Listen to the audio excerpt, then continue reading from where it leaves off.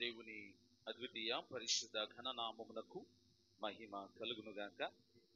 క్రీస్తునందు ప్రియ దైవజనమా, మన ప్రభువును రక్షకుడైన క్రీస్తు నామమున ఉదయకాలపు ఆరాధనకు మిమ్మల్ందరినీ ప్రేమతో ఆహ్వానిస్తూ ఉన్నాను. చదవబడిన లేఖన భాగములు దానియేలు గ్రంథము 3వ అధ్యాయము 13 నుండి 21 వచనాలు, హెబ్రీ పత్రిక 11వ అధ్యాయము 32వ వచనము నుండి 40 వచనాలు చదవగా మనం విని ఉన్నాం. దానియేలు గ్రంథంలో 17-18 వచనాలు. మేము సేవించుచున్న దేవుడు మండుచున్న వేడిమి గల ఈ అగ్ని గుండములో నుండి మమ్మను తప్పించి రక్షించుటకు సమర్థుడు, మరియు నీ వశమున పడకుండా ఆయన మమ్మను రక్షించును. ఒకవేళ ఆయన రక్షించకపోయినను, రాజా, నీ దేవతలను మేము పూజింపమనియు నీవు నిలవబెట్టించిన బంగారు ప్రతిమకు నమస్కరింపమనియు తెలుసుకొనుము. చిన్న ప్రార్థన. యెహోవా నా ఆశ్రయ దుర్గమా, నా విమోచకుడ, నా నోటి మాటలను అందరి హృదయ ధ్యానమును మీ దృష్టికి అంగీకృతములగునట్లుగా చేయమని యేసు నామమున ప్రార్థిస్తున్నాను తండ్రి, ఆమేన్. క్రీస్తునందు ప్రియ దైవజనమా, అద్వితీయుడైన ప్రభు నామమున మీ అందరికీ మరొకసారి శుభములు తెలియజేస్తూ మాతో పాటుగా లైవ్ లో ఎవరైతే ప్రభువును గణపరుస్తున్నారో ప్రతి ఒక్కరికి ప్రభు నామమున శుభములు తెలియజేస్తూ ఆరాధనకు మరొకసారి ప్రేమతో ఆహ్వానిస్తూ ఉన్నాను. ప్రియమైన వారలారా, చదవబడిన లేఖనమును మనము గమనించినప్పుడు వెంటనే ఈరోజు శద్రకు, మేషకు, అబేద్నెగోల గురించిన వాక్యమా అని ఆల్రెడీ ఒక డెసిజన్కి వచ్చేసి ఓకే పర్వాలేదులే మనకు బాగా తెలిసిందే అనే ఒక కాన్ఫిడెన్స్ అన్ని వచ్చున్నాయి. మంచిది, తెలియాలి. పరిశుద్ధ గ్రంథములోని విషయాలన్నింటినీ కూడా ఆధ్యాత్మికంగా మనం ప్రతిదినము నేర్చుకునే వారమై ఉండాలి. దేవుని వాక్యాన్ని ప్రతిదినము ధ్యానించాలి. దేవుని వాక్యాన్ని మనము ఆకలింపు చేసుకోవాలి. సో ఏది ఏమైనా పరిశుద్ధ దేవుడు ఈ దినము మనకి ఏర్పరిచిన భాగములో ఒకసారి హెబ్రీ పత్రిక 11వ అధ్యాయం 33-34 వచనాలు నేను చదువుతున్నాను. వారు విశ్వాసము ద్వారా రాజ్యములను జయించిరి, నీతి కార్యములను జరిగించిరి, వాగ్దానములను పొందిరి, సింహముల నోళ్లను మూసిరి, అగ్ని బలమును చలార్చిరి, ఖడ్గధారను తప్పించుకొనిరి, బలహీనులుగా ఉండి బలపరచబడిరి, యుద్ధములో పరాక్రమశాలురైరి, అన్యుల సేనలను పారదోలిరి. ఈరోజు మన ధ్యాన అంశం ఏమిటనంటే విశ్వాసము. పోయిన వారం మనం ఏం నేర్చుకున్నాం? క్రియలతో కూడిన విశ్వాసం. ఈరోజు ఆ క్రియలతో కూడిన విశ్వాసములో మరొక సంగతి, మరొక కోణము, నేటి తరములో నీ విశ్వాసం ఎలా ఉందో ఒకసారి మనం పరీక్షించుకొనుచు దేవుని వాక్యాన్ని నేర్చుకోవలసిన వారమై ఉన్నాం. నేటి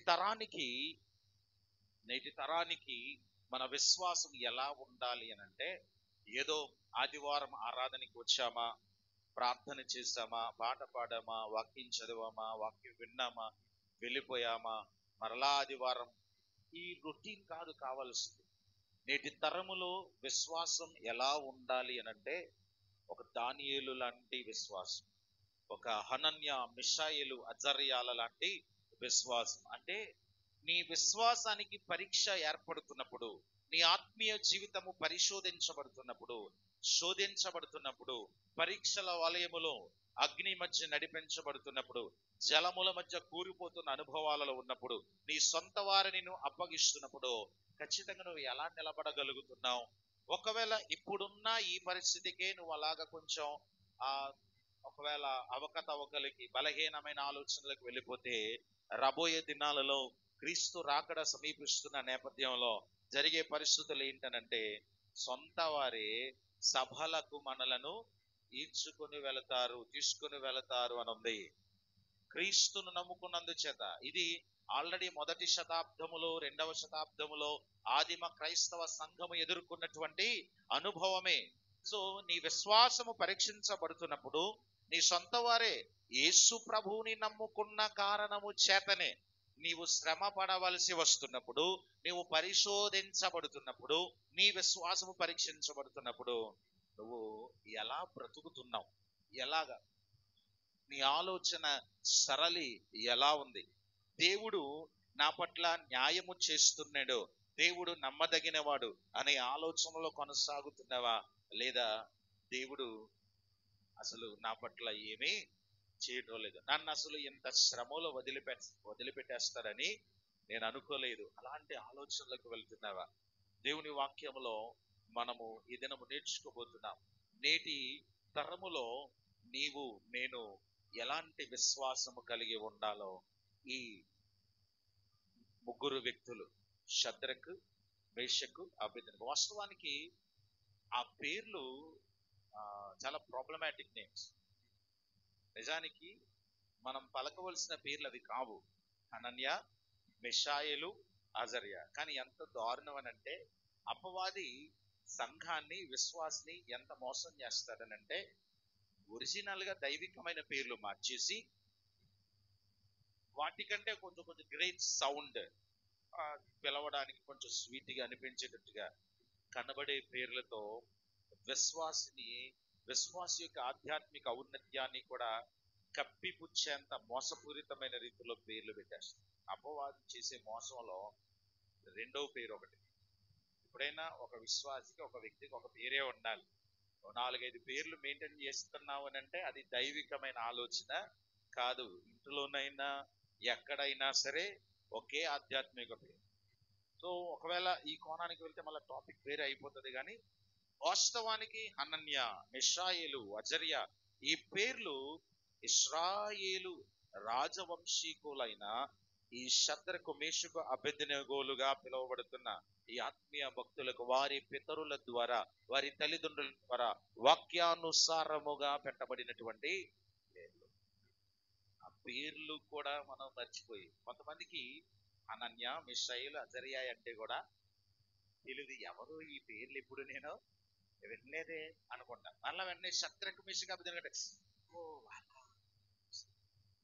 సో వాక్యము మనము ఈరోజు మన విశ్వాసము హనన్య, మిషాయేలు, అజర్యాలలాగా ఎలాంటి విశ్వాసం కలిగి ఉండాలో నేర్చుకోబోతున్నాం ప్రియులరా. దేవుని వాక్యాన్ని మనం గమనించినప్పుడు ప్రభువు హెబ్రీ పత్రిక 11వ అధ్యాయంలో ఒక చక్కటి మాట వ్రాయించాడు. వారు అగ్ని బలమును చల్లార్చిన, సింహాల నోళ్లను మోయించిన, బలవంతులైన అన్యుల సేనలను పారద్రోలిన, ఏం చేసినా వారు చేసినది విశ్వాసము ద్వారానే చేశారు. సో ప్రభు వాక్యము తెలియచేస్తున్నమాట, విశ్వాసము లేకుండా దేవునికి ఇష్టుడయుండుట అసాధ్యము. సో పరిశుద్ధ లేఖనములో ఒక వ్యక్తి చరిత్ర కొరకు ఎంత స్పష్టంగా దేవుడు రాస్తూ ఘనపరుస్తూ ఉన్నాడనంటే, ప్రభువునకు అతడు, ఆమె ఎంత ప్రియమైన, ఎంత ఉన్నతమైన ఆత్మీయ జీవితం కలిగి లేకపోతే, ప్రభువు మెచ్చుకునే విశ్వాసం వారిలో లేకపోతే పరిశుద్ధ గ్రంథములో వారికి చోటు ఉండదు. సో జాగ్రత్తగా గమనిస్తే పరిశుద్ధ గ్రంథములో మనకి తెలిసిన నేపథ్యం మరొకసారి జ్ఞాపకం చేసుకుందాం. క్రీస్తు పూర్వం 600 సంవత్సరంలో రాజైన నెబుకద్నెజరు, కల్దీయుల సంస్థానాధిపతి, యెరూషలేము యూదా సామ్రాజ్యం మీదకి ముమ్మారు దండెత్తాడు. 3 సార్లు దండెత్తిన ఉద్దండుడు ఎవరైనా ఉన్నారు అంటే అది నెబుకద్నెజరు. 3 సార్లు యెరూషలేము మీదకి దండెత్తి వచ్చి, యూదా సామ్రాజ్యం మీదకి దండెత్తి వచ్చి నామరూపాలు లేకుండా చేసేసాడు. యెరూషలేము దేవాలయపు గోడలని, గుమ్మాలని కాల్చివేశాడు. మందిరము ఉపకరణాలన్నిటినీ కూడా దేవుని మందిరము నుండి తీసుకుని వెళ్ళిపోయి కల్దీయుల దేవతల బొక్కసములో, ఇట్ మీన్స్ బ్యాంక్ లో, లాకర్ లో దాచేసాడు. ఇదంతా చేసి నెబుకద్నెజరు అనుకున్నాడు, నా శక్తి, నా సామర్థ్యం, నా బలం అనుకున్నాడు. కానీ దానికి అనుమతించిన వాడు ఎవరయ్యా అనంటే దేవుడు. దేవుని భక్తులు, దేవుని ప్రజలు ఒక అన్యుని చేత పరీక్షించబడుతున్నారు, పరిశోధించబడుతున్నారు, హింసించబడుతున్నారు, ఇబ్బందులు పాలవుతున్నారు. క్రైస్తవ సంఘము గాయపరచబడుతుంది. క్రైస్తవ సంఘము, విశ్వాసి కుటుంబము, సేవకుడు నష్టాల గుండా వెళ్తున్నాడు, శ్రమల గుండా వెళ్తున్నాడు, ఇబ్బందులు గుండా వెళుతున్నాడు, గాయపరచబడుతున్నాడు, ఒంటరితనానికి వెళ్ళిపోతున్నాడు, ఆ అర్ధనగ్నంగా ఊరేగింపబడుతున్నాడు, చెరసాల్లో పెట్టబడుతున్నారు. ఇవన్నీ కూడా ఎందుకు జరుగుతున్నాయి? మన దేవుడు ఏం చేస్తున్నాడని దేవుడు అనుమతించాడు. గమనించాల్సింది ఏంటంటే, ఫస్ట్ భారత క్రైస్తవ సంఘం ఉత్తర భారతదేశమా దక్షిణ భారతదేశమా ఎక్కడైనా సరే ఒకవేళ విశ్వాస జీవితంలో ఈ పరిస్థితులు కలుగుతున్నాయి అని అంటే, దేవుడు అలనాడు యూదా సామ్రాజ్యం మీదకి నెబుకద్నెజరు విషయములో అనుమతినిచ్చినట్లుగా నీ విశ్వాస పరీక్ష కొరకు నిన్ను స్వర్ణముగా మార్చడానికి, నిన్ను ఆయన కోరుకున్న రీతిగా, ఆయన వాగ్దాన ఫలములను నెరవేర్చబడే రీతిగా నిన్ను సిద్ధపరచడానికి ప్రభువు అనుమతినిచ్చాడు. ప్రభువు అనుమతి ఇవ్వకపోతే శ్రమ నీ ఇంటి దరిదాపుల్లో కూడా కాదు. కారణం ఏంటి? అసలు దేవుడు మన చుట్టూ ఎలాంటి ప్రొటెక్షన్ ఏర్పరిచాడు? 2వ రాజుల గ్రంథంలో సిరియనులు దండెత్తి వచ్చారట ఎలీషాని పట్టుకున్నామని. ఎలీషాని పట్టుకుందామని వస్తే తెల్లవారి గెహజీ లేదా మరొక శిష్యుడు తలుపు తీసి చూశాడు. చూసి చూడగానే చీకటిగా అప్పుడప్పుడే వెలుగొస్తా ఉంది. ఇంతలో సైనికులు కనబడ్డారు. అయ్యి బాబోయ్ దైవజనుడా, మనం అయిపోయాం, సిరియనులు దండెత్తి వచ్చారు, ఇక మనల్ని ఎవరో తప్పించలేరంటే ఎలీషా ప్రార్థన చేస్తాడు, నా దేవా వీడు చూచున్నట్లుగా వీడి కన్నులు తెరువుము. అప్పుడు ఏం కనబడ్డాయంటే ఆ వ్యక్తి చుట్టూ ఆ గృహం చుట్టూ కాదు, వ్యక్తి చుట్టూ, ఆ శిష్యుని చుట్టూ రథములు, ఆ గుర్రములు, ఏమిటవి? అగ్ని రథాలు, అగ్ని గుర్రాలు, పర్వతం అగ్నితో మండించబడుతుంది. ఆ సరిహద్దును దాటి మనలను వాళ్ళు ఏం చేయలేరు నాయన, భయపడకండి. సో ఒక్కసారి మనం ఆలోచిస్తే, పాత నిబంధన కాలములో యూదులు ఇశ్రాయేలు ప్రజలకే ఆ సంరక్షణ అయితే, క్రీస్తు రక్తములో కడగబడిన సంఘానికి మరి ఆ సంరక్షణ ఉండదా?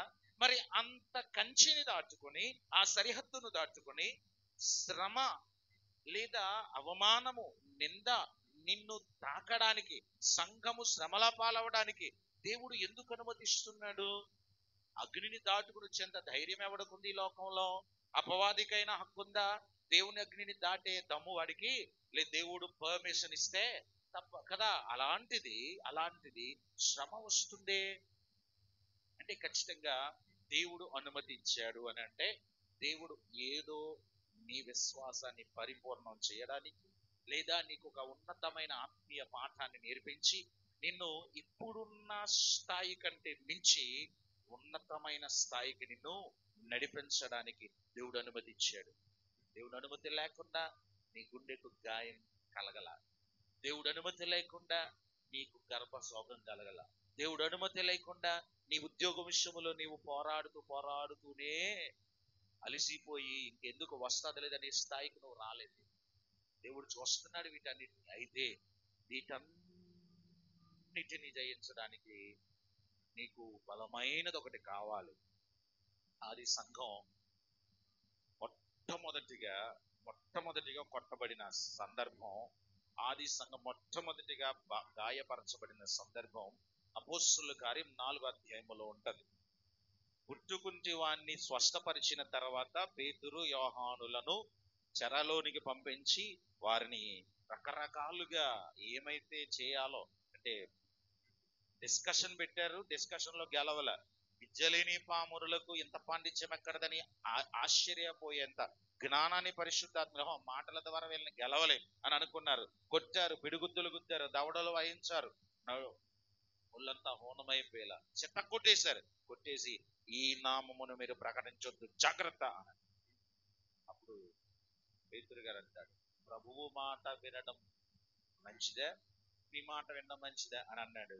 బయటకు వచ్చిన తర్వాత గాయపరచబడిన సంఘం లేదా అపోస్తలులు చేసిన పని ఏంటంటే ఏక మనసుతో ప్రార్థించాడు. ప్రభువా, ఆకాశమునకు భూమికి దేవా, ఇదిగో నీ తట్టు మేము చూస్తున్నాం, మాకు కలిగిన ఈ శ్రమని చూడవయ్యా అని అంటే, శ్రమను అనుమతించిన దేవుడు ఆ దినమున మరొక్కసారి 2వ పెంతెకొస్తు అనుభవం లాగా బలమైన అభిషేకముతో వారి మీదకి దిగి వచ్చినప్పుడు మరొకసారి భూకంపం కలిగింది. మరొకసారి మొదటి పెంతెకొస్తు అనుభవములో ఎలాంటి బలమైన దేవుని సహవాసాన్ని అనుభవించారో ఆ సహవాసాన్ని వారు పొందుకున్నారు. అంటే పట్టబడుతున్నప్పుడు, శ్రమ పడుతున్నప్పుడు, అగ్నిగుండా నడిపించబడుతున్నప్పుడు నీ విశ్వాసము స్థిరంగా ఉంటే అగ్ని బలమును చల్లార్చగలవు.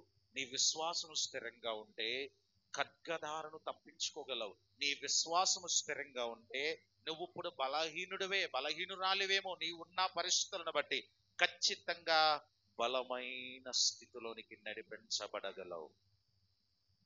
సో ప్రభువు చెప్తుంది అది జరగడానికి వీరు కలిగిన కొన్ని, చాలా చెప్పుకోవచ్చు కానీ 4 విషయాలు విశ్వాస వీరులైన ఈ ముగ్గురు అగ్ని బలమును చల్లార్చిన, విశ్వాసమును బట్టి అగ్ని బలమును చల్లార్చిన హనన్య, మిషాయేలు, అజర్యాల యొక్క అద్భుతమైన ఆత్మీయ సుగుణాలు 4 విషయాలు. వారు దేనిని బట్టి అగ్ని బలము చల్లార్చాలో నేటి మనకు ఆ విశ్వాసము, ఆ సామర్థ్యము, ఆ గుణ లక్షణాలు ఎందుకు అవసరము కొన్ని విషయాలు నేర్చుకుందాం.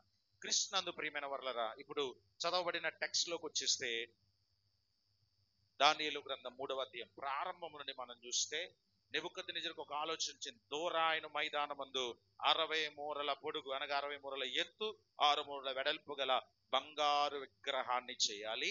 ఆ విగ్రహానికి బబులోను సంస్థానములు ఉన్న అధిపతులు, సహస్రాధిపతులు, నాయకులు, మంత్రులు, రాజులు, సేనాధిపతులు మొత్తం అందరూ కూడా ఒకానొక దినమున ప్రతిష్ఠిత సమయాన హాజరవ్వాలి. ఆ దినమున పిల్లన గ్రోవి, పెద్ద వీణె, సింఫనీ, వీణె, విపంచిక సకల విధములకు వాద్యములు వినబడుతున్నప్పుడు వచ్చినటువంటి నాయకులందరూ కూడా మొట్టమొదటిగా ఆ విగ్రహానికి సాష్టంగా నమస్కారము చేయాలి. నమస్కారము చేసిన తర్వాత రాజ్యం అంతా నమస్కరిస్తుంది. రాజు నమస్కరించారంటే ఖచ్చితంగా ఏం చేస్తుంది? రాజ్యము నమస్కరిస్తుంది, అంతే కదా. సో నాయకులందరినీ గ్యాదర్ చేశారు అక్కడ. దేని ప్రతిష్టకి? విగ్రహ ప్రతిష్ట పండగ. విగ్రహ ప్రతిష్ట పండగ. ఆ పండగకి కల్దీయుల సంస్థానములో హనన్య, మిషాయేలు, అజర్యా, దానియేలు 4 కూడా అప్పటికే దేవుని కృపా వాత్సల్యతను బట్టి, వారు కనపరిచిన ఉన్నతమైన విద్యా నైపుణ్యాన్ని బట్టి, వారు కలిగిన టాలెంట్స్ ను బట్టి, ప్రభువు వారికి ఇచ్చిన ధన్యతను బట్టి ఉన్నత స్థానములు అప్పటికి ఉంచబడ్డారేమో. వీరు ఈ హనన్య, మిషాయేలు, అజర్యాలు బబులోను దేశ రాజకార్యములను విచారించుటకు నియమించబడ్డారట. అప్పటికే వారి డ్యూటీస్ ఏంటనంటే బబులోను దేశము యొక్క రాజకార్యములు. రాజకార్యము అనంటే కేవలం అది రాజుగారికి వీళ్ళకి మధ్యని రహస్య మంతనాలు, దేశ క్షేమాభివృద్ధికి, తనకివ్వబడిన సంస్థానాల అభివృద్ధికి ఏం చేయాలో ముఖ్యమైన ఆలోచనలు వీరితో డిస్కస్ చేస్తారు. అంటే రాజుగారికి వీరేమి తెలియనోళ్ళు కాదు, రాజుగారికి వీరేమి దూరస్తులు కాదు, నిత్యము వీరికి సమీపస్తులుగానే ఉంటాడు రాజు. సో ఈ ప్రతిష్ఠిత సమయం వచ్చింది. యథావిధిగా మన 3వ అధ్యాయము 5వ వచనములో ఆ రూల్ చూస్తాం. బాకా, పిల్లన గ్రోవి, పెద్ద వీణె, సింఫనీ, వీణె, విపంచిక సకల విధములకు వాద్యములు వినబడ్డాయి. ఆ సౌండ్స్ స్టార్ట్ అవ్వగానే ప్రతి ఒక్కరు నీల్ డౌన్ చేశారు, మొత్తం మోకరించేశారు, సాష్టాంగ నమస్కారం చేశారు. అంతే, 3 మాత్రం నిలబడే ఉన్నారు. పక్కన వాళ్ళు లాగుతారు, ఏ సార్ మీరు కూడా రండి, మీరు రాజకార్యాలు ఎలగబెట్టేవారే కానీ ఇక్కడ మాత్రం అసలు ఏ క్షమాపణ ఉండదు. నెబుకద్నెజరు చాలా కోపగలిగిన వాడు. అబ్బే చేతులు పట్ల ఉన్నాయి, మేము అసలు మొక్కం. ఎందుకనంటే మా దేవునికి తప్ప మనుష్యులకి కూడా మేము మొక్కేవారం కాదు. ఇదిగో ఒకవేళ మీరు మొక్కకపోతే రాజాజ్ఞ ఏంటో తెలుసా? మండుచున్న వేడిమి గల అగ్నిగుండములో మిమ్మల్ని సజీవంగా పడేస్తాడయ్యా. పడేస్తే పడేది, మేము కాలిపోవడానికైనా సిద్ధమే గాని మేము మొక్కనే. అసలు ఎస్తేరు గ్రంథ నేపథ్యం, ఎస్తేరు గ్రంథములో అసలు యోధా సామ్రాజ్యములో యోధా జనాంగం, యోధా అనే పేరు కలిగిన జాతినంతటిని నాశనం చేయాలన్న కంకణం కట్టుకున్న కారణం ఏంటనంటే హామానుకి వందనం చేయలేదు. హామానుకి ఏం చేయలేదు? వందనం చేయలేదు. ఇక్కడ వీళ్ళు కూడా అదే, యూదులు, ఇశ్రాయేలులు, ముఖ్యంగా రాజవంశీకులు. సో ప్రియమైన వారులరా, అక్కడ మనం చూస్తాం వారు చాలా స్థిరంగా, బలంగా, ఆ విగ్రహ సంబంధమైన దానికి ఏమాత్రము లొంగకుండా చాలా ధైర్యంగా, గుండె నిబ్బరంగా నిలబడ్డారు. వారికి ఆ సాహసోపేతమైన ఆలోచన రావడానికి గల కారణం ఏమిటి? వారు దేనిని బట్టి ఆ ఉన్నతమైన భక్తిని కనపరిచారు అని ఆలోచిస్తే, మొట్టమొదటిగా నాకు అనిపించినటువంటి విషయం, వీళ్ళకి ఒక పేరు పెట్టుకుంటే దే ఆర్ హీరోస్. వారు మంచి ఉన్నతమైనటువంటి నాయకులు. హీరోస్ అనగానే మరి ముఖ్యంగా ఇండియన్ కల్చర్లో సినిమా ఫీల్ గుర్తొచ్చేస్తుంది. హీరోస్ అనగానే సినిమా ఫీల్ గుర్తొచ్చేస్తుంది. ఆ హీరోస్ కోసం ఆ అట్ట బొమ్మకి అవసరమైతే 15 అడుగులు, 20 అడుగులు, 30 అడుగులు కూడా చేసేసి ఆ బొమ్మకి పాలాభిషేకం చేస్తాడు, ఇంకొక అభిషేకం ఆయన చేస్తాడు. వీడి ఆస్తి నష్టం తప్ప, వీడి డబ్బు నష్టం తప్ప ప్రయోజనమే ఉండదు. ఇంతకీ వారేమైనా నిజంగా బయట సమాజములో ఒక వ్యక్తి వాడిని కొట్టడానికి వెళ్తే, ఒక ఇద్దరు వ్యక్తులు కొట్టడానికి వెళ్తే ఏమైనా జయించగలడంటే జస్ట్ దే వర్ యాక్టెడ్ అంతే. అసలు వారు నటిస్తారు, నటనా జీవులు, నటనతో బ్రతికేసేవారు. ప్రపంచములో ఒక సినిమా హీరోకి అత్యధిక స్థానం ఇచ్చే జబ్బు ఎవరికైనా ఉంటే వాళ్ళని దేవుళ్ళుగా, తల్లిదండ్రుల కంటే గొప్పగా, దేవుళ్ళ కంటే గొప్పగా దేవుడి కింద ఆరాధించే తత్వం ఎవరికైనా ఉందనంటే అది ఒక ఇండియన్స్. అందులో ప్రాముఖ్యంగా సౌత్ ఇండియన్స్ మరీ దారుణం. క్రీస్తునందు ప్రియమైన వారలారా, నేటి యంగ్స్టర్స్ వాళ్ళ రోల్ మోడల్స్, వాళ్ళ హెయిర్ స్టైల్స్, వాళ్ళ డైలాగ్ డెలివరీస్ అవండి, కొన్నిసార్లు వాళ్ళ బిహేవియర్ అంతా కూడా నా కొడుకేనా అని తల్లిదండ్రులు ఆశ్చర్యపోయేంతగా కనపడతావు. కానీ వాక్యం చెబుతుంది, నీవు రోల్ మోడల్ గా పెట్టుకోవాల్సిన వీరులు లేదా హీరోలు వాళ్ళెవరు కాదు. పొలిటీషియన్స్ కానీ లేదా సినీ ఫీల్డ్ లో ఉన్నవారు కానీ వీళ్ళెవరు కూడా నిన్ను ఉద్ధరించే వ్యక్తులు కాదు. నీకు రోల్ మోడల్స్ గా, ఉన్నతమైన హీరోలుగా కనబడే వ్యక్తులు నీ కళ్ళ ముందు పరిశుద్ధ గ్రంథంలో చాలా మంది ఉన్నారు. నీ తండ్రి ఒక హీరో, నీ తల్లి ఒక ఉన్నతమైన నాయకురాలు, నీ తండ్రి ఒక ఉన్నతమైన నాయకుడు. వారి త్యాగాలు, వారి పోరాటాలు, వారి యొక్క ఉన్నతమైన స్థితి నువ్వు అర్థం చేసుకోవాలి. కానీ వారి దగ్గర నేర్చుకోవలసిన విషయాలు చాలా ఉంటాయి. పరిశుద్ధ వాక్యం చెబుతుంది, ఈ హనన్యా, మిషాయేలు, అజర్యాలు, మనము హెబ్రీ పత్రిక 11 అనగానే విశ్వాస వీరులు. ఆ వీరులు, ఆ వీరత్వము మనం ఒక్కసారి జ్ఞాపకం చేసుకుంటే దే ఆర్ క్వాలిఫైడ్ హీరోస్. వారు ఒక ఉన్నతమైన అర్హతలు, విలువలు, ఉన్నతమైన గుణ లక్షణాలు కలిగిన వీరులు. ఏమిటి వీరికున్న ఉన్నతమైన గుణ లక్షణాలను ఆలోచిస్తే, నేను ఇందాక సినీ ఫీల్డ్ గురించి ఒక మాట జ్ఞాపకం చేశాను, కానీ ఒక మాట చెప్తాను. ఆ తెర మీద కనబడేవాడు 10వ తరగతి పాస్ అయ్యాడో లేదో తెలియదు. పొలిటీషియన్స్ పాస్ అవ్వరు కానీ సర్టిఫికెట్స్ చాలా మంది కొనేసుకుంటా ఉంటారు. జాగ్రత్తగా గమనిస్తే అది ఎవరికి తెలియదు. డబ్బులు, కొన్నిసార్లు రౌడీయిజం చేసేవారు కూడా నాయకులుగా చలామణి అవుతూ ఉంటారు ప్రపంచ దేశాలలో. ఇవేవి కూడా గుణ లక్షణాలు, మాదిరికరమైన లక్షణాలు, నేర్చుకోదగిన లక్షణాలు కాదు. పైగా ఇంకొక మాట నేను జ్ఞాపకం చేస్తాను.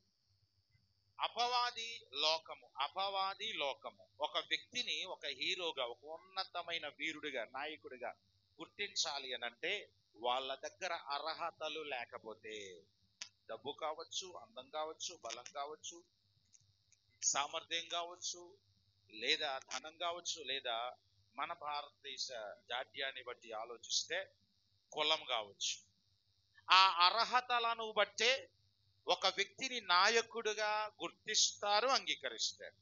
అపవాది కూడా అలాంటోడే. సో ఇక్కడ నెబుకద్నెజరు గుర్తించిన తీరు అలాగే కనబడుతుంది. చూడండి ఒకసారి దానియేలు గ్రంథం 1వ అధ్యాయం 3-4 వచనాలలో రాజు అస్పెనజు అను తన నపుంసకుల అధిపతిని పిలిపించి అతనికి ఇలాగు ఆజ్ఞాపించెను. ఇశ్రాయేలుల రాజవంశములలో ముఖ్యులై లోపము లేని సౌందర్యమును సకల విద్యా ప్రవీణతయు జ్ఞానమును కలిగి తత్వ జ్ఞానము తెలిసిన వారై రాజు నగరునందు నిలువదగిన బాలురు. వీళ్ళెవరు? రాజవంశములో ముఖ్యులట. తర్వాత సకల విద్యా ప్రవీణత కలిగిన వారు, లోపము లేని సౌందర్యం కలిగిన వారు, తత్వజ్ఞానం ఎరిగిన వారు. ఇవన్నీ కూడా భౌతికముగా ఒక నాయకునికి ఉండవలసిన లక్షణాలే. ఆల్రెడీ భౌతికమైన విలువల రీత్యా వారు ఎప్పుడో అర్హత సాధించేశారు. సో దానిని బట్టి అతడు దేశములో కల్దీయుల భాషను విద్యను నేర్చుకోవడానికి, అంటే వీళ్ళు హెబ్రీ భాష, ధర్మశాస్త్రము ఇవన్నీ నేర్చుకున్నవారు. అది చాలు వాస్తవానికి లోకంలో బ్రతకడానికి. కానీ అపవాది పన్నాగం ఏంటి? అది కాదు. నా భాష నేర్చుకోవాలి, నా సంస్కృతి నేర్చుకోవాలి, నా సంప్రదాయం నేర్చుకోవాలి, నా జ్ఞానం నేర్చుకోవాలి, లోకము, పాపము, విగ్రహారాధన వీటన్నిటిని వారికి అలవాటు చేయాలి. సో ప్రియమైన వారలారా, అపవాది ఎప్పుడు కూడా హైలీ క్వాలిఫైడ్ పీపుల్ని బాగా క్యాచ్ చేస్తారు. సో దేవుని యందు విశ్వాసం ఉంచిన వారు అతి ఉచ్చులు పడిపోరు. అఫ్కోర్స్ వాళ్ళు ఒక ఉన్నతమైన స్థాయికి, భౌతికమైన విలువలలో, చదువులో, ఉద్యోగాలలో, వ్యాపారాలలో ఒక ఉన్నత స్థాయిలో ఉన్న ఆ స్థాయికి గల కారణం ఎవరు అనేది వారికి తెలుసు గనుక దేవుణ్ణి బట్టి వారు ఎక్కడ బెండవరు. సో ఈ క్వాలిఫైడ్ హీరోస్ అనే మాటలో మనం జ్ఞాపకం చేసుకోవాల్సింది ఏంటంటే, అపవాది లోకము ఎన్నిక కనబడే లక్షణాలను బట్టి. అర్హత లేకపోతే నిన్ను పక్కన పడేస్తుంది. నువ్వు బాగా పాడకపోతే, నువ్వు బాగా చదవకపోతే, నువ్వు బాగా రాయకపోతే, నువ్వు బాగా నేర్చుకోకపోతే, నీకు జ్ఞానం లేకపోతే, నువ్వు అంతంత మాత్రమే మిడిమిడి జ్ఞానంతో బ్రతికితే లోకములో ఎప్పటికీ మనము ఎన్నిక ఒక ఇంటిలో కావచ్చు, ఒక ఉద్యోగములో కావచ్చు, ఎక్కడ కానీ దేవుని వాక్యము నీకు ఇచ్చే ఒక ఉన్నతమైన భరోసా ఏంటో తెలుసా? దేవుని ఎన్నిక ఎంత గొప్పది అనంటే, కొరింథీ మొదటి పత్రిక 1వ అధ్యాయం ఒకసారి తీయాలి. కొరింథీ మొదటి పత్రిక 1వ అధ్యాయం 26వ వచనము నుండి గమనిస్తే, సాతాను లోకము యొక్క ఎన్నికేమో అర్హతలున్న వారినే, గొప్ప వారినే ఎన్నుకుంటూ ఉంటది. పరిశుద్ధ గ్రంథం తీయాలి. బైబిల్ ఉందా? పరిశుద్ధ గ్రంథం లేకుండా ఎవరు వచ్చారు చర్చిలోకి? బైబిల్ లేకుండా రావడం ఏంటి? సండే స్కూల్లో, యూత్లో ఏం నేర్చుకుంటున్నారు మీరు?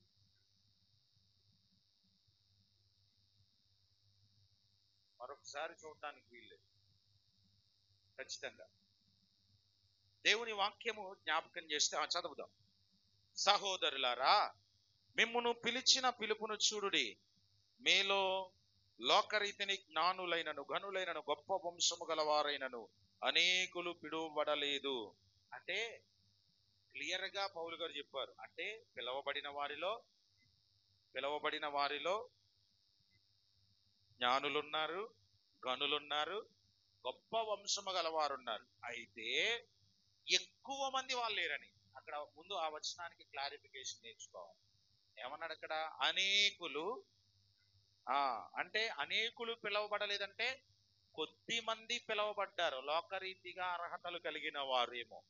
కానీ నిజానికి ప్రభువు ఆయన ఎన్నిక ఎంత గొప్పదనంటే, నీలో అర్హత లేకపోయినా నువ్వు దేవుని కోసం నిలవబడాలి అనే ఆశ ఉంటే, దేవుని రాజ్యం కోసం నిలవబడాలి అనే ఆశ ఉంటే, దేవుని కోసం, దేవుని నామ ఘనత కొరకు లోకానికి వెలుగుగా బ్రతకాలని ఆశ ఉంటే, నీకు అలాంటి ఆత్మీయ ఆసక్తి కలిగి ప్రభు కొరకు నిలవబడితే, నీవు ఎన్నిక లేని వ్యక్తివైనా, ఎన్నిక లేని దానవైనా, నీకు ఎన్నికను చేయగలిగే సమర్థుడు, నీ స్థితిని మార్చగలిగే సమర్థుడు, నిన్ను ఆశీర్వాదకరమైన స్థాయిలో నిలవగలిగే సమర్థుడు, నీ స్థితిని మార్చి, లోకమేమో వాడికి అర్హత లేదు, లోకమేమో వాడికి పాట రాదు, లోకమేమో వాడు ఫలానా కులస్తుడు, లోకమేమో వీడు అసలు మా ఊర్లో లెక్క చేయమంటారు. కానీ దేవుడు నిన్ను గణపరిస్తే వాళ్ళందరూ నీకు కుర్చీ ఇక్కడ. దేవునికి స్తోత్రం. ప్రియమైన వారలారా, వాక్యం చెబుతుంది, ప్రభువు పని కొరకు, ప్రభువు రాజ్యము కొరకు, లేదా నీకు నియమించిన ఒక ఉద్యోగం కొరకు, దేని కొరకైనా లోకమైతే ఎన్నిక కోసం చూస్తుందేమో, దేవుడు మాత్రం నీ విశ్వాసాన్ని, నీ విధేయత, నీ పరిశుద్ధ, నీ భక్తిని, నీకున్న దైవరాజ్య సంబంధమైన ఆశక్తిని చూస్తుంది. పరిశుద్ధ గ్రంథములో మనం అనేక ఉదాహరణలు చూస్తాము, కానీ థామస్ అల్వా ఎడిసన్ గారి కొరకు మనం చాలా సార్లు వింటాం. టీచర్ చదువు చెప్పలేమో అని పంపించేసింది. అప్పుడు ఆ తల్లి, ప్రభువా, ఎన్నిక లేని వారిని ఎన్నిక చేసే దేవుడు, నాయకత్వం లేని వారికి నాయకత్వాన్ని నేర్పించేవాడు. గిద్యోను ఏమన్నాడు దేవదూత కనబడితే? గిద్యోను, పరాక్రమము కలిగిన బలాఢ్యుడా, యెహోవా నీకు తోడై ఉన్నాడు అని అంటే నవ్వుకున్నాడు ముందు. అయ్యో, నేనేంటి పరాక్రమం కలగడం? మీరెవరండి దారి తప్పుచ్చుకుంటారు? ఎందుకంటే అసలు నేనేంటో తెలుసా, నా గోత్రం ఏంటో తెలుసా, పైగా ఆ గోత్రములు నా కుటుంబం ఏంటో తెలుసా, పైగా ఆ కుటుంబంలో అసలు నా ప్లేస్ ఏంటో తెలుసా. గోత్రాలన్నింటిలో ఆఖరి గోత్రం మనష్షే గోత్రం. ఆ గోత్రంలో మా ఇంటి పేరులో మా ఫ్యామిలీ, మా నాన్న ఉన్నాడు చూడండి, ఆయన ఆఖరోడు. ఆ ఆఖరోడికి నేను ఒక ఆఖరోడు. అసలు నేను పరాక్రమం ఏంటి? నవ్వుకుంటున్నాడు. అసలు యెహోవా మాకు తోడై ఉంటే ఇవన్నీ ఎందుకు జరుగుతాయి? నా గురించి తర్వాత పక్కన ఎడదాం అంటున్నాడు. దేవుని వాక్యం ఏం చెప్తుందంటే, నీలో ఎన్నిక లేకపోవచ్చు, దేవుడు నిన్ను ఎన్నుకుంటే నీవు ఉన్నతమైన స్థానములో నిలవబడగలుగుతావు. ఎందుకంటే నిలబెట్టేవాడెవడు? దేవుడు. ఆయన నిలవబెడితే నిన్ను పడకుండానే నిలబెడతాడు. మనం నిలబడితే పడిపోతాం. ఒకడు నిలబడుతున్నాను అనుకొని తూలిపోతాడట. కానీ ప్రభు నిలవబడితే ఎత్తైన కొండ మీద స్థిరంగా ఎవ్వరును కదల్చని స్థానములో నిలవబడింది. సో ఈ క్వాలిఫైడ్ హీరోస్ నెబుకద్నెజరు దృష్టిలో ఒకవేళ భౌతికంగా క్వాలిఫైడ్ అవ్వచ్చేమో, కానీ ఈ ముగ్గురు, కరెక్ట్ చెప్పాలని నలుగురు, దానియేలుతో కలిపి ఈ నలుగురు కూడా ఆధ్యాత్మిక విషయములో కూడా ప్రభువు దృష్టిని ఆకర్షించిన వారు, దేవుని యందు నమ్మకమైన భక్తిని కనపరిచిన వారు. వారి బాల్య దినాలలో ఏ వాక్యమైతే నేర్చుకున్నారో ఆ వాక్యాన్ని అనుసరిస్తూ వారి యవ్వన కాలంలో, మంచి యవ్వన వయస్సులో ఏమాత్రము వారు టెంప్ట్ అవ్వకుండా, శరీరానుసారమైన కార్యాలకు అవకాశం ఇవ్వకుండా, వారిని అపవిత్రపరిచే ఏ అంశానికి, అది భోజనమైనా సరే, దానికి అవకాశం కూడా ఆత్మీయ విలువలతో వెళ్తారు. సో నీవు అర్హత లేకపోయినా అని అన్నాను కదా అని చదువు లేనుడు పరిచర్య అనేది కాదు. అర్హత, నీ అర్హత ఏమై ఉండాలనంటే పరిశుద్ధత అయి ఉండాలి. నీ అర్హత ఏమై ఉండాలంటే ప్రార్థన అయి ఉండాలి. నీ అర్హత ఏమై ఉండాలనంటే వాక్యానుసారమైన జీవితమై ఉండాలి. భౌతికమైన ఎన్నిక లేకపోయినా ప్రభువు ఎన్నికలను వచ్చేస్తాయి నీ జీవితం. సో ఈరోజు మొట్టమొదటిగా నువ్వు గమనించాలి, నిన్ను, నీ నడతని, నీ గుణలక్షణాలని ప్రభువు చూస్తాడు. నువ్వు ఎన్నిక లేకపోవచ్చు. దావీదు ఎక్కడున్నాడు? ఊరి చివర, కొండల్లో, అరణ్యంలో, ఆ మంద మధ్య అదే బ్రతికాడు. మోషే ఎక్కడున్నాడు? ఆయన కరసారుడే. జాగ్రత్తగా గమనిస్తే దేవుడు ఎన్నిక చేస్తే రాజుల ఎదుట కూడా నీవు ఘనుడిగానే ఉంటావు. కనుక అనన్య, మిషేలు, అజర్యాలలాగా ప్రభువా నన్ను ఎన్నిక చేయి. నీ ఎన్నికలోనికి నేను ఈరోజు రావాలి.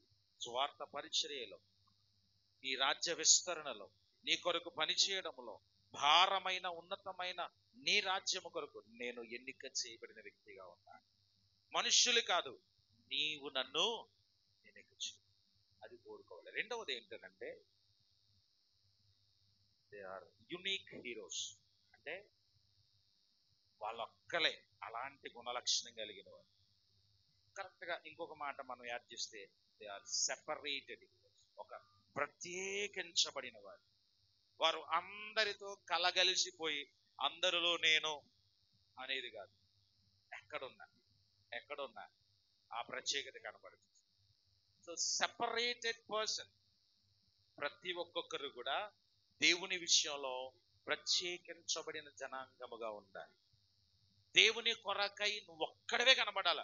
దేవుడు అలాగా ఒక్కసారి భూలోకమును ఆయన కనుదృష్టితో తిరుగుతుంటే నీ మీద వెంటనే ఆయన కనుదృష్టి ఆకర్షించబడాలి.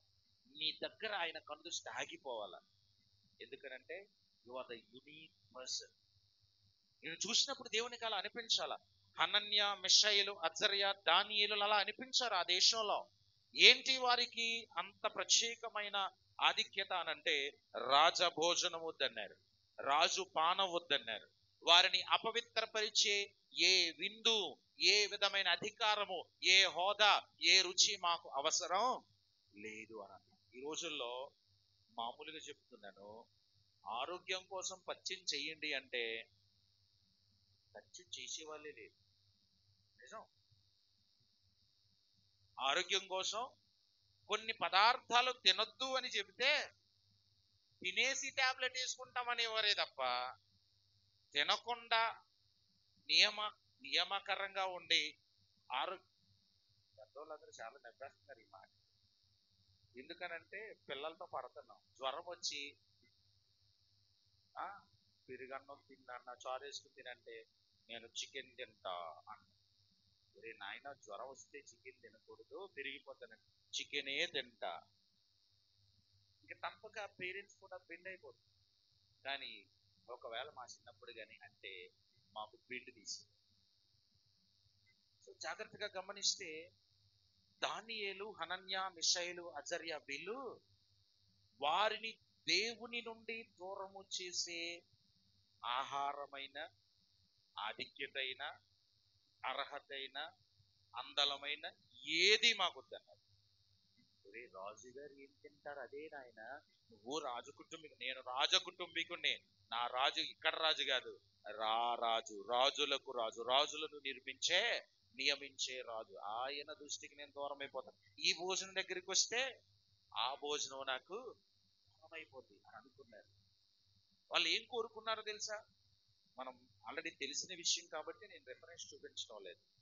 కేవలం శాఖ ధాన్యాదులు అంటే గింజలు, ఆకుకూరలు, కాయగూరలు అంతే.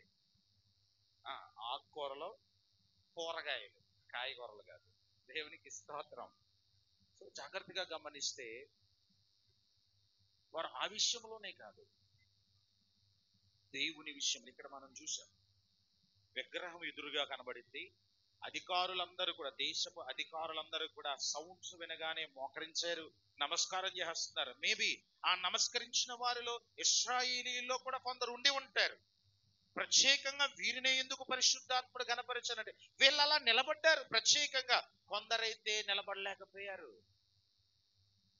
నీ విశ్వాసానికి పరీక్ష ఏర్పడదు. నువ్వు చదువుకుంటున్న ఏరియాలో కానీ, నీ ఆఫీసులో కానీ, నీ ప్రయాణములు కానీ, ఎక్కడైనా సరే నీ విశ్వాసానికి పరీక్ష ఏర్పడుతుంది. నువ్వు తినకూడని పదార్థం ఒకటి నీ ముందుకు వస్తుంది. యాత్రలకు వెళ్ళి పెడతారు, నీ దగ్గర నుంచి దాటిపోవాలి. నువ్వు నో అని చెప్పకుండానే వారు ఈ భోజనము, వారు ఈ పదార్థము తినరు, ఇచ్చి నో అని మనం అనిపించుకునే కంటే వాళ్ళకు పెట్టకుండా ఉండడం మంచిదన్న సెపరేషన్ నీ జీవితంలో ఉండాలి. ప్రార్థన చేసుకుని అన్ని తినేద్దాం అనేది కాదు విశ్వాసం.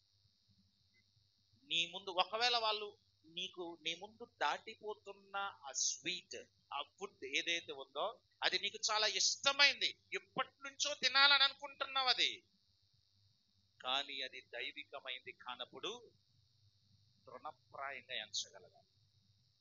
ప్రభువు వాక్యం ద్వారా చెప్పే మాట ఏంటో తెలుసా? విశ్వాసట చూడండి, ఫిలిప్పీ పత్రిక 2వ అధ్యాయము 15-16 వచనాల్లో ఎంత స్పష్టంగా తెలియజేస్తూ ఉన్నారు. మీరు మూర్ఖమైన వక్రజనం మధ్య నిరపరాధులను, నిష్కలంకులను, అనింద్యులునైన దేవుని కుమారులగినట్లు సనుగులు సంశయములు మాని సమస్త కార్యములను చేయుడి. అట్టి జనము మధ్య మీరు జీవవాక్యమును చేతపట్టుకొని లోకమందు జ్యోతుల వలె కనబడుచున్నారు. ఎలా ఉండాలట? కలిసిపోయి అన్నిట్లోనూ పర్వాలేదమ్మా. నేను యేసయ్యను కొంతమంది విశ్వాస జీవితం చాలా విచిత్రంగా ఉంటారు. ప్రభువుని నమ్ముకొనక ముందు వారు వేరే విశ్వాసానికి చెందినవారు, క్రైస్తవేతరులు. సో విశ్వాసులుగా రక్షించబడిన తర్వాత ఆ జోలికి వెళ్ళకూడదు. వీళ్ళు ఏం చేస్తారంటే, పాస్టర్ గారు ఉన్నారా లేదని చూస్తారు. పాస్టర్ గారు లేని టైంలో అమ్మా ఆ నైవేద్యానికి అలా చేయాలి, దానికి ఇలా చేయాలి అంటే, నేను ప్రభువుని నమ్ముకుంటున్నాను కదా, నేను రాకూడదు కానీ ఎలా చేయాలో చెప్పేస్తాను. అలా నువ్వు చెప్పడం ఏంటి, అక్కడ చేయడం ఏంటి? ఇలాంటి వాళ్ళు ఉన్నారు సంఘాలలో, విచారకరం. అది ప్రత్యేకించబడిన తత్వం కాదు. నువ్వు అలా చేయటం వలన దేవుని చేత నువ్వు ఎప్పటికీ ఆశీర్వదించబడలేవు. ఎప్పటికీ నీవు ఉన్నతమైన విశ్వాస వీరత్వమును సమాజం ఎదుట, సంఘం ఎదుట, దేవుని ఎదుట కనపరచలేవు. నువ్వు డైరెక్షన్ చేయడమే. అసలు ఆ పాపపు పరిస్థితి నుండి దేవుడు నిన్ను విడిపించాడు కదా, సత్య దేవుని వైపు నువ్వు నడిపించబడ్డావు కదా, నిజాన్ని నీవు గుర్తెరిగి సర్వసత్యములోనికి మార్చబడిన తర్వాత మరలా నువ్వు నేను రాకూడదు కానీ అలా చేయాల్సిన డైరెక్షన్ చేయడం,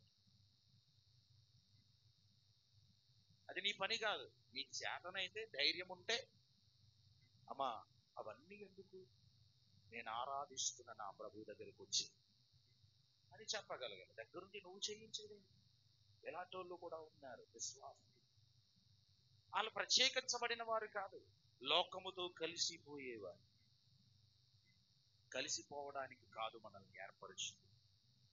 పేతురు మొదటి పత్రిక 2:9 ఏముంటది? చీకటిలో నుండి ఆశ్చర్యకరమైన తన వెలుగులోనికి మనలను పిలిచాడు. ఒకప్పుడు చీకటి, కానీ ఇంకా చీకటిగా బ్రతకడానికి ఏర్పరచబడిన వారు కాదు. వారు ప్రత్యేకించబడ్డారు. వారి భోజనం దగ్గర, వారి ప్రవర్తన దగ్గర, వారి పరిశుద్ధత దగ్గర, అన్ని విషయాలలో వారు ప్రత్యేకించబడ్డారు. వారు పాపానికి, శాతానికి, శరీర కార్యాలకి అవకాశం ఇవ్వలేదు. వారు నన్ను నేను చెరుపుకోకూడదు, నన్ను నేను తీర్చిదిద్దుకున్నాను, నన్ను నేను మార్చుకున్నాను, ఈ స్థానములోని ఈ స్థాయిలో నేను ఉండాలి, నేను రక్షించబడ్డాను, రక్షించబడిన ఈ స్థాయి నుండి నేను ఎంత మాత్రము పడిపోకూడదు, దిగజారకూడదు. అందుకే దేవుని కోసం చాలా ధైర్యంగా వీరు అక్కడ వ్యతిరేకించారు. మేము మొక్కం, రాజా నీ ప్రతిమకు మొక్కాల్సిన అవసరత మాకు లేదు, మేము మొక్కం. ఎంత ఖరాఖండిగా చెప్పారు. మూడవది, they know what they worship. అసలు వారు ఏమి ఆరాధిస్తున్నారు, వారి దేవుడేంటో ఎరిగిన గొప్ప హీరోస్. గొప్ప హీరోస్ చూడండి ఒకసారి. దానియేలు గ్రంథం 11:32 చెబుతున్నమాట. తమ దేవుని ఎరిగిన వారు బలము కలిగి గొప్ప కార్యములు చేస్తారు. అసలు నీ విశ్వాస జీవితంలో నువ్వు గొప్ప కార్యాలు చేయాలనంటే అసలు నీ దేవుడేంటో, నీ దేవుని శక్తి ఏంటో, నీ దేవుడు నిన్ను ఇప్పుడు నీ ఉన్న ఆ ఇబ్బందికర శ్రమకరమైన పరిస్థితులలో, ఆ నిష్ఫలమైన స్థితిలో దేవుడు నిర్దాక్షిణ్యంగా ఎందుకు వదిలేస్తున్నాడో నీకు అర్థం చేసుకునే జ్ఞానం రావాలి. దేవుడు ఎవరో తెలుసుకోవాలి. అస్తమాను దేవుడు నాకేం చేయలేదు అని మాట విసిరేయడానికి కాదు దేవుడు ఉంటా. అసలు నీ సిచ్యువేషన్ అలా ఉండడానికి కారణం ఏంటి? నీ లోపం ఏమైనా ఉందా? నిన్ను నీవు సరి చేసుకోవాల్సింది ఏమన్నా ఉందా? దేవుని దగ్గర కడగబడవలసింది ఏమన్నా ఉందా? లేదా దేవుడు నిన్ను పరీక్షించి ఇప్పుడు ఈ పరీక్షా కాలము తర్వాత నీకు ఒక ఉన్నతమైన ఆశీర్వాదాన్ని ఉద్దేశించి ఈ పరీక్షను తట్టుకోమని దేవుడు నిన్ను వదిలిపెట్టేశాడా? గ్రహించాలి. ఆ ఆలోచన ఉండటం లేదు. లేదు కాదు అని అంటే నీకు దేవుడు కూడా ఏమీ చేయలేదు అని సింపుల్ గా అనేస్తున్నావే. వీళ్ళు అలా అనలా. చూడండి 3వ అధ్యాయంలో మన 17-18 వచనాల్లో వారు అంటున్నారు, మేము జీవించున్న దేవుడు మమ్మల్ని తప్పించగలడు, రెండవది మమ్మల్ని రక్షించగలడు, మూడవది మా దేవుడు సమర్థుడు. రక్షించగలవాడు రక్షకుడు, ఆయన తప్పించగలవాడు, ఆయన సమర్థుడు, ఆయన అసాధ్యుడు అంటే సాధ్యము కానిదంటూ లేనివాడు. అలాంటి అసాధ్యుడైన దేవుని మేము ఆరాధిస్తున్నాం. విగ్రహం కాదు, మాట లేనివాడు కాదు, చూపు లేనివాడు కాదు. నీవు నిలవబెట్టిన విగ్రహము లాంటి వాడు నా దేవుడు కాడు. సకల చరాచర సృష్టిని నోటి మాట చేత కలుగజేసిన మహాదేవుడు. ఈ జ్ఞానం ఆనాటి ముగ్గురు హీరోస్కి తెలిసింది. ఈ ప్రక్కన కూర్చున్న నీ కుమారుడు, నీ కుమార్తె, నీ ఇంట్లో ఉన్న నీ మనవడు, నీ మనవరాలు, వీళ్ళకి నీ దేవుడిని ఎరిగిన అనుభవాన్ని నేర్పిస్తున్నావా? నీ దేవుడు ఎలాంటి వాడో, దేనిని ఇష్టపడతాడో, ఎలాగున మనము భక్తి చేస్తే ప్రభువు మెచ్చుకుంటాడో నేర్పిస్తున్నావా? నీ దేవుని కొరకైన జ్ఞానమును, ఆత్మీయమైన జ్ఞానమును వారికి నేర్పిస్తున్నావా? దానియేలు ఆయన స్నేహితులకు తెలుసు. వీళ్ళకి 8 సంవత్సరాల ప్రాయంలోనే తల్లిదండ్రులు ధర్మశాస్త్రమును, 10 ఆజ్ఞలను, కట్టడలను, 613 కట్టడలను వివరించేశారు. వారికి కంఠోపాఠం, ఏం చేయాలో, ఏం నేర్చుకోవాలో, వాక్యం ఏం చెబుతుందో తెలుసు. వారు బాల్యములో నేర్చుకున్న ఆ వాక్యానుసారంగా దేవుడు నా దేవుడు పరిశుద్ధుడు, ఆయన నేను తప్ప వేరొక దేవుడు ఉండకూడదని చెప్పాడు. ఒకవేళ నేను నమస్కరిస్తే నా దేవుని స్థానాన్ని నేను వేరే వాళ్ళకి ఇచ్చేసినట్టు. అస్సలు ఎంత మాత్రం కూడా ఈ పిల్లలకు నేర్పించు. నీవు నీ దేవుడు ఎవరో తెలుసుకోకపోతే నీవున్న పరిస్థితి యొక్క ఉద్దేశం నీకు అర్థం కాదు. వాళ్ళకి ఇంకొక క్లారిఫికేషన్ ఏంటో తెలుసా?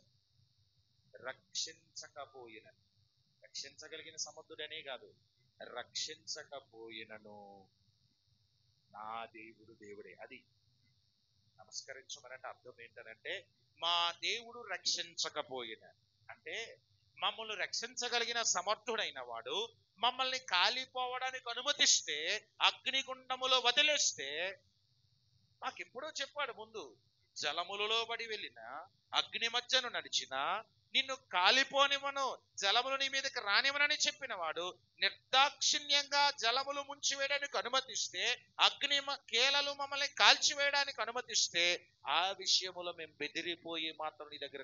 కారణం ఏంటనంటే, ఈ భౌతిక దేహము విడిచిపెట్టి నేరుగా మా దేవుని దగ్గరికి వెళ్ళిపోవడానికి ఆయన ఇష్టపడుతున్నాడేమో, అంతే తప్ప నీ ప్రతిమకు మేము దేవుని విషయంలో ఎంత జ్ఞానం కలిగి ఉన్నారు. ఈ పిల్లలు అంత ఖచ్చితంగా ఉండగలుగుతున్నారా? నీవంత ఖచ్చితంగా ఉండగలుగుతున్నామా? అది నేర్పిస్తున్నామని పర్వాలేదురా, ప్రార్థన చేసుకుంటూనే. సోషల్ మీడియా వచ్చిన తర్వాత, విమర్శలు ఎక్కువైపోయిన తర్వాత వాక్యము ఒరిజినాలిటీ ఎక్కువ. నిజం చెప్పాలి. ఎందుకంటే నాకు నచ్చినట్టు నేను నీకు నచ్చినట్టు కాదు. దేవుడు మన ముందు ఒక అద్భుతమైన కామెంటరీస్ ఇచ్చాడు, వాక్యం ఇచ్చాడు, ప్రార్థన ద్వారా ప్రభు దగ్గర నేర్చుకునే క్రమం ఇచ్చాడు. ఇవేమీ చేయకుండా నీకు నచ్చినట్టు నువ్వు చెప్పుకుంటూ వెళ్ళిపోతే వక్రీకరణ ఎక్కువైపోయింది. ఈ పిల్లలకి దేవుని వాక్యము తప్పకుండా అంటున్నారు. రొక్కం అంటే మొక్కినా మొక్కకపోయినా, రక్షించినా రక్షించకపోయినా, నువ్వు ప్రార్థన చేసినా చేయకపోయినా యెహోవాయే దేవుడు. అది గుర్తుపెట్టుకోవాలి. నేను ఎప్పుడు అంటాను, అబ్రాహాము దేవుని నమ్మేను అని అంటే దేన్ని బట్టి నమ్మాడు? ఏదో వరం ఇచ్చాడని కాదు. ఆయన దేవుడిని నమ్మాడు. ఆయన అద్భుతం చేస్తేనే దేవుడని కాదు నమ్ముతా. 25 సంవత్సరాల వరకు ఏ చలనం లేదు అబ్రహాం జీవితంలో. ప్రభువుని నమ్మాడు. ఎందుకు నమ్మాడనంటే, ఆ నమ్మిక దేనిని బట్టి అబ్రాహామును దేవునికి స్నేహితుడిగా చేసిందనంటే, ఈవి అబ్రాహాము దేవుని దగ్గర నుంచి ముందుకు అలా 25 సంవత్సరాలు వాగ్దానాలన్నీ కూడా పెండింగ్ లో ఉన్నాయి. ఇంకా ఆలు లేదు, చూలు లేదు. దేవుడు ముందే 400 సంవత్సరాలు నీ సంతానం చెరలో ఉంటారు అని దేవుడు ముందే చూపించేసి, అన్ని చూపిస్తున్నాడు కానీ సంతాన భాగ్యం కలగటం లేదు. అది అబ్రహాం విశ్వాసం. వీళ్ళకు కూడా అలాంటిదే. అందుకే ఇప్పుడు నువ్వు అగ్ని వంటి శ్రమలు అనుభవిస్తున్నట్టుగా ఉందా? నీవు ఇబ్బంది కొలుగులు ఉన్నట్టు అనిపిస్తుందా? ప్రభువు తట్టు చూడు. ఎందుకనంటే, నీకు అనర్హతగా ఉన్నావని అనుకుంటే నిన్ను అర్హుడిగా నిలవబెట్టగలిగిన వాడు. నీవు దేవుని కోసం ప్రత్యేకమైన స్థానములు ఉంటే అధికారుల ఆకర్షణ నీకు అనుగ్రహిస్తాడు. మూడవదిగా, నీ దేవుని శక్తిని విరిగి భక్తి చేస్తే నిశ్చయముగా అందుకు తగిన ప్రతిఫలం ఇస్తాడు. 4వది అయిపోయింది నా సందేశం. వారు చేసిన పని ఏంటి తెలుసా? They are faithful heroes. దేవుని పట్ల విశ్వాస సంబంధమైన వీరులు. వీళ్ళరా చాలా విషయాలు ఉన్నప్పటికీ జాగ్రత్తగా గమనిస్తే రోమపత్రిక 11:20 ఏముంటుందో తెలుసా? విశ్వాసులు స్థిరంగా ఉంటారు, కానీ అక్కడ ఉంది అవిశ్వాసము కలిగిన వారు విరిచివేయబడతారు. అవిశ్వాసముతో నువ్వు ఉంటే నువ్వు విరిచివేయబడతావు. నీ విశ్వాసము బలంగా ఉంటే లేని దానిని ఉన్నట్టుగా చూడగలుగుతావు. ఎందుకనంటే లేనిది ఉన్నట్టుగా పలికే సమర్థుడు నీవు. అవిశ్వాసముని విరిచివేస్తుంది. నీ విశ్వాసముని ఏం చేస్తుందో తెలుసా? యోహాను 1:4 లోకమును జయించే విజయము మన విశ్వాసం అన్నట్టు. లోకాన్ని జయించగలిగేదిగా ఉండాలి నీ విశ్వాసం. ఉద్యోగం సంపాదించుకోలేకపోతున్నాను, నా కుటుంబం బాగు చేయబడకపోతుంది, నా సమస్యలు ఇంకా అలాగే ఉంటున్నాయి, ఏంటి నా పరిస్థితి అని అక్కడ ఆగిపోకు. నీ విశ్వాసాన్ని నువ్వు వృద్ధి పొందించడానికి ప్రభువుని ఆశ్రయించు. నీ విశ్వాసము నీ సమస్యకి మించిందిగా మార్చేసుకో. అక్కడ 7 2 కాదు, అగ్నిగుండాన్ని 7 చేశాడు. 7 అగ్నిగుండంలో వీరిని పడేయడానికి వెళ్ళారు మహావీరులు. సో ఒక్కొక్క వ్యక్తికి 2 చొప్పున అనుకుంటే 6 అవుతారు. లేదు బలాఢ్యులు అంటున్నారు కాబట్టి ఒక్కొక్కరిని అనుకుంటే 3 అవుతారు అండి. సో జాగ్రత్తగా గమనిస్తే శద్రకు, మేషకు, అబేద్నెగో ఈ 3కి పై వస్త్రము గాని అంగి గాని తీయకుండానే పడేశారు. అంటే వాళ్ళ ఉద్దేశం ఏంటంటే రాజు కోపం ఎంత ఎక్కువ ఉందనంటే ఈ వస్త్రాలు ఎక్కువ ఉంటే త్వరగా వారు కాలిపోయి నశించిపోతారని. లోకములో శత్రువైన అపవాది కోపం అలా ఉంటుంది. శ్రమ ఇంకా ఎక్కువ పెట్టాలని ఆలోచన. కానీ ప్రభువు ఏం చేశాడు? వెంట్రుక కూడా కాలకుండా దేవుడు తప్పించలేదా? కారణం ఏంటంటే నీ విశ్వాసం వారిలాగా ఉంటే నీ జీవితంలో ఉన్న శ్రమని ముగించేది. వెంట్రుకను కూడా కాలనివ్వలేదండి దేవుడు.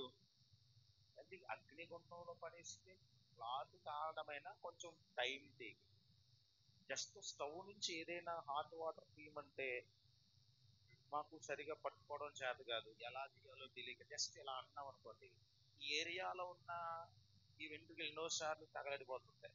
మాకు తెలియక ఎలా క్యారీ చేయాలో తెలియదు.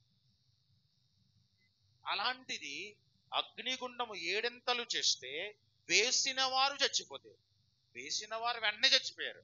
వెయ్యబడిన వారికి ఏమి ఎందుకు కాలేదనంటే వారు దేవుని కోసం రోషం కలిగిన, దేవుని కోసం నిలబడినవారు, దేవుని కోసం సాహసోపేతమైన నిర్ణయం తీసుకున్నవారు. ఖడ్గమైన, కరువైన, ఇబ్బంది అయిన, శ్రమైన ఏదైనా కానీ ప్రభువు ప్రేమ నుండి నన్ను ఏది ఎడబాప నేరదు. నాకు దేవుడే కావాలి, ఆయనే కావాలి, ఆయనే దిక్కు, ఆయన తప్ప నాకు వేరే ఆశ్రయదుర్గము వద్దు, లేదు, కాదు అని నిర్ణయం తీసేసుకున్నారు. నేటి తరములో ఇలాంటి రోషం కలిగిన వారు కాదు. దాని మూలంగా ఎవరైతే వీరి విశ్వాసాన్ని ప్రశ్నించారో అదే రాజు వారి కొరకు ఒక సాక్ష్యం ఇస్తున్నారు. చూడండి 3వ అధ్యాయము 28వ వీరి దేవుడు పూజార్హుడు, వీరి దేవుడు తన దూతను పంపి దాసులను రక్షించారు, వీరు తమ దేహములను దేవునికి అప్పగించేసుకున్నారు, వీరు ఆరాధించే దేవుడు వీరిని నిజంగా రక్షించుటకు సమర్థుడైన వాడు, ఇట్టి దేవుడు భూమి మీద మరొకరు లేరు అని నెబుకద్నెజరు చేత సాక్ష్యము పొందించు.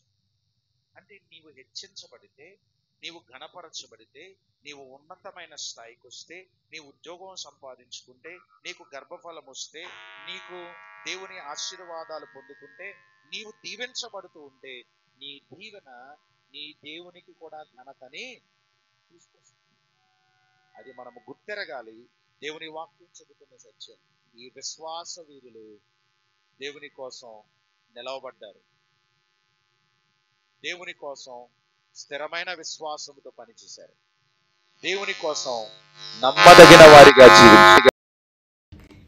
వారి విశ్వాసమునకు ఏర్పడిన ప్రతి పరీక్షని కూడా వారు సులభంగా అధిగమించారు. ఎందుకనంటే వాక్యం చెబుతుంది, విశ్వాసము ద్వారా వారు ఖడ్గ బలమును, అగ్ని బలమును, సింహాల నోళ్లను వీటన్నిటిని వారు జయించగలిగారు. ఈరోజు వాక్యం వింటున్న నీవు గమనించాలి,